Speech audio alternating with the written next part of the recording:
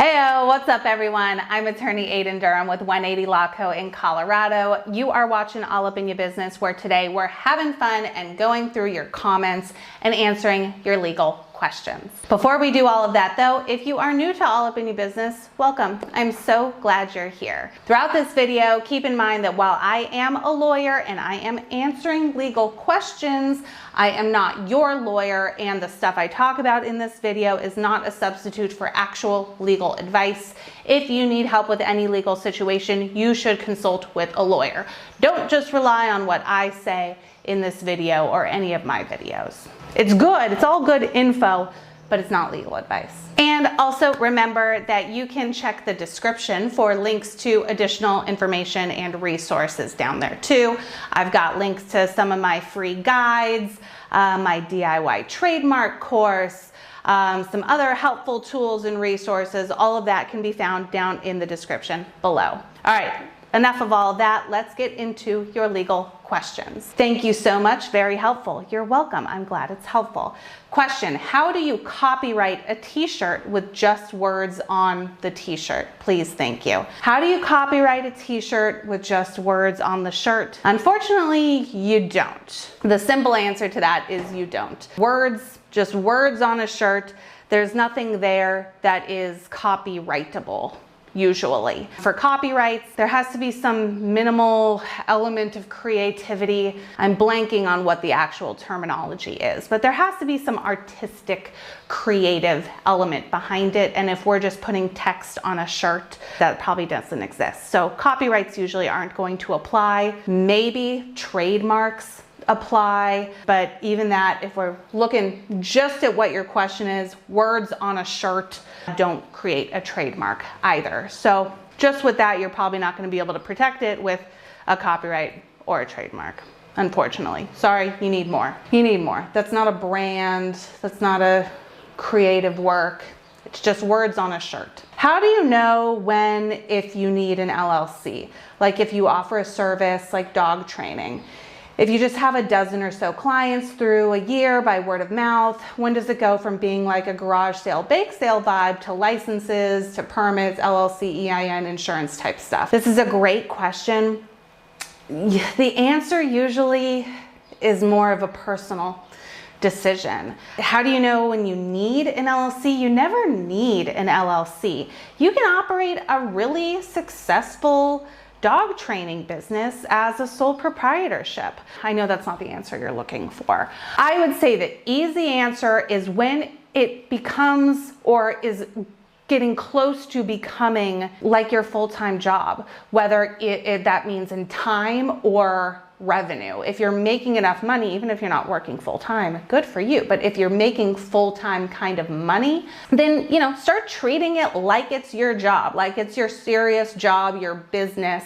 And maybe at that point, the LLC is appropriate. Versus, comparing that kind of on the flip, if this is just something you do every once in a while, like a garage sale, bake sale kind of vibe, then the LLC isn't going to hurt usually, but is it really that necessary? Probably not. But something, things like licenses, permits might be required anyway, even if you're not operating as an LLC. This is going to depend on your location, where your business is operating, and the type of business you're operating.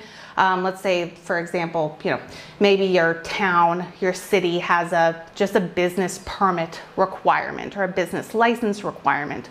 Or if you're selling taxable goods or services, you might need a sales tax license. So regardless of the LLC thing, there may be a requirement for licenses and or permits anyway. The EIN usually isn't going to be required for like a sole proprietorship.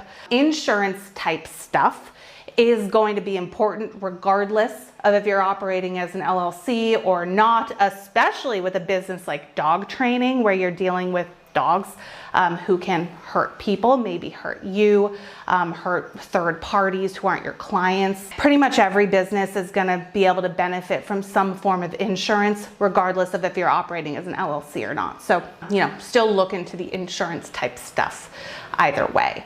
But I guess easiest answer for when is an LLC a good idea is when it's becoming a serious thing in your life, in your career.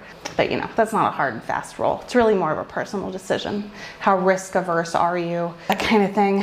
All right, trademark question. Date of first use sounds tricky. It is tricky. It is tricky. That's why it sounds tricky. How are you supposed to show your company name to the world before you trademark it? Confused. How are you supposed to do that? You just do it. You do it in the application. So for a little bit of background, for those of you who don't know trademark stuff, we can apply for trademarks on a current use basis, which means that we are currently using the trademark in commerce. Our trademark is being used in our business, and our business is out there selling goods or services, offering stuff to the public. Or we can apply on an intent to use basis, which means we haven't started the business yet, but we have a bona fide intent to do so. So we aren't using the trademark yet. In either event, one way or another, we will have to provide a date of first use, which is the date that we first started using the trademark in commerce. So what this question is asking is, if we apply on a 1B basis, on that intent to use basis, we're kind of putting the trademark out there before we started using it. Or if we're applying on a current use basis, that means we've already been using the trademark. The trademark's already out in the world before we go to register it with the USPTO. The kind of, I guess, easy, what should make you feel a little bit at ease about this is that trademark rights attach as soon as you start using the trademark in commerce, regardless of if you have registered it with the USPTO or if you have an application. So those rights are weaker, they're more difficult to enforce, but they exist as soon as you start using the trademark. So you're putting your company name out there before you register the trademark, but you do have some protection in it as soon as you start using it. But that's kind of just the way things are. Some people get scared about that, about not having their trademark protected before they really go out and put it out there. In that case, that intent to use basis, filing basis, is going to be a way around that. You get the process started, you get that application in with the USPTO, you get your spot in line with processing with the USPTO before you've put the trademark out there. Again, you don't really have trademark rights until you've started using it, but you get a little bit of a leg up with that intent to use filing basis. Okay, if my business is an LLC, should I file my trademark as an individual or a juristic entity?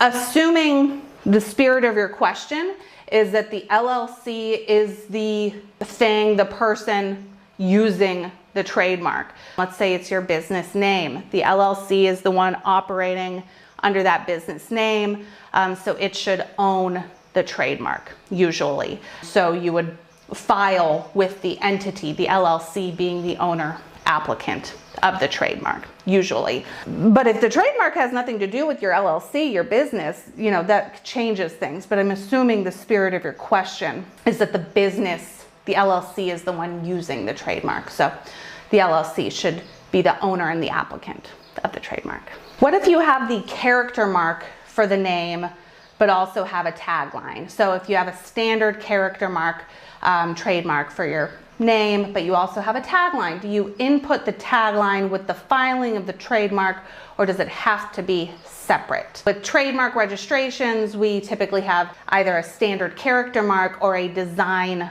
mark or a special form mark. Standard characters are what it sounds like, just plain old characters like a business name or a slogan, versus a design mark, which is like a logo, something that has some design element to it. But if you also have a tagline, should you input the tagline with the filing of the standard character? It depends on how you use it. If you always use your business name and your tagline together, then that togetherness creates one trademark. Your business name and your tagline together are a trademark. But if that's not always the case, sometimes you use your business name, which is what is typical. Sometimes you use your business name just on its own. Sometimes you use the tagline or the slogan just on its own. They are two separate trademarks, so they should be registered and protected separately because that's what they are. It doesn't mean you can't file them together if you can show the USPTO that you use the name and the tagline together as one trademark. But again, now that is the trademark. That's what you're protecting, is name, tagline as one, which we may not want to do. We may want to usually be able to protect them both separately on their own. So, you know, usually it's going to be best to do them separately. Can I use my CPA as a registered agent and address also? So a registered agent is an important party when you form an LLC or a corporation. The registered agent accepts service of process on behalf of the entity. And there are some rules with who can act as a registered agent, and that kind of stuff varies from state to state. But so the question is, can I use my CPA as a registered agent and use their address as the registered agent address? Yeah, if the CPA is okay with it. I believe in every state, the registered agent has to consent to being the registered agent. They have to agree to it. And a lot of CPAs offer this as a service, as do a lot of lawyers. But yeah, if your CPA consents to it, and they have an address in the state where your LLC or your corporation is registered, then yeah, there's nothing inherently wrong with using your CPA as your registered agent. What is an S corporation? This is such a good question. I used to talk about S corporations a lot, and I haven't made an S corp dedicated video in a long time. Maybe I will, I don't know, maybe I will. But what is an S corporation? An S corporation is a tax election, a way that an entity can be taxed. So you can have an LLC as an entity type or a corporation as an entity type, and either of those can elect to be taxed as an S corporation. In my line of work and with my content, I usually talk about and focus on LLCs being taxed as an S corp, so I'm going to kind of go in that direction here. But so with an LLC, let's say you're a single member LLC, the LLC is taxed as a disregarded entity, which means that all of the income is treated, all of the profit at least, taxable income is treated as if it's income to the individual owner, the member. And there's limits to this and stuff, but all of that is subject to self-employment taxes. With an S corporation, on the other hand, you as the owner also become an employee of the LLC, and you have to pay yourself a reasonable salary through the company. And that salary is subject to self-employment taxes basically. But there's additional taxes tacked on to that reasonable salary, but everything else on top of it that you might take as like a distribution is not subject to employment taxes. There's a lot more that goes into it, and it's a bit more complex. I do have older videos that go into a lot more detail about what an S corporation is, so I encourage you to check back to those. I will link to a few of them down in the description. For this video, the easy answer is it's a tax election that an LLC can make that can potentially significantly lower your overall tax bill. If I applied for my LLC in 2024 and I haven't used it yet, is there anything I should do to keep it active until I'm ready to launch my business? Typically, all you need to do is whatever regular filing requirements there might be in your state, which vary from state to state. I'm licensed in Colorado. Colorado has an annual periodic report filing. As long as you file that periodic report every year, your LLC is going to stay active and in good standing. This varies from state to state. California, I think it's a statement of information that has to be filed every 3 years. I think that's correct. But let's say you're in California, keep that statement of information filing current, and your LLC will stay active and in good standing. So whatever the state requirement is, keep up with that, and you should be good to keep your LLC active until you're ready to start using it. Another date of first use question. If the product is a mobile app that is free of charge for the users with potential monetization in the future, if it becomes popular, will the date of first use be when the app is released via a Play Store? So the fact that it's free of charge for the user with a mobile app, the fact that it's free of charge for the user is irrelevant. The thing that you're offering doesn't have to be attached to, an exchange of money. Usually that's what happens. We're selling a product or a service in exchange for money, but there's plenty of stuff like mobile apps where you would download it from the Play Store and you don't have to spend money. So the fact that it's free in this case is irrelevant for the date of first use. But yeah, when it's released via the Play Store, yeah, that's probably a good date of first use for a mobile app. I can't say for sure. Depends on the nature of the mobile app. If anyone downloads it, if you have it available on the App Store and nobody ever downloads it, is that use? Probably, yeah.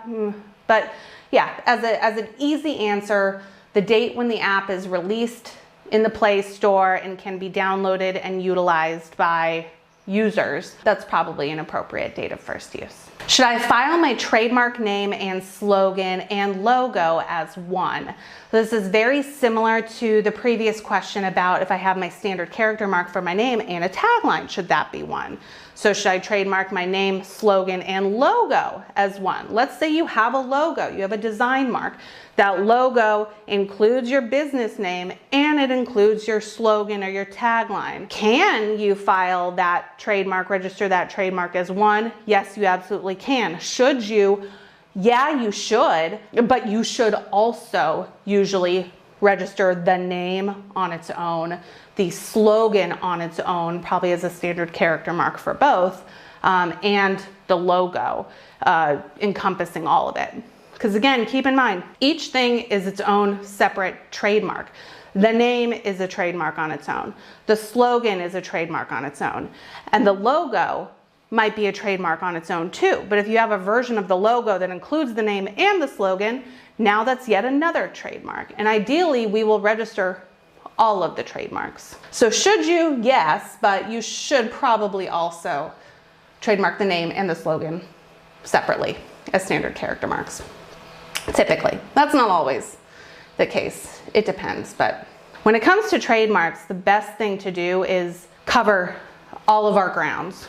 Every variation of your logo, your business name, obviously, every product or service name, every tagline, every combination thereof. Of course, that costs a lot of money and we can't always do that. So we have to prioritize what we're dealing with. But yeah, in a perfect world, if money was no object and we could throw all the money in the world into our intellectual property, we would register all of it together and separate. All right, that's all for this round of answering your legal questions.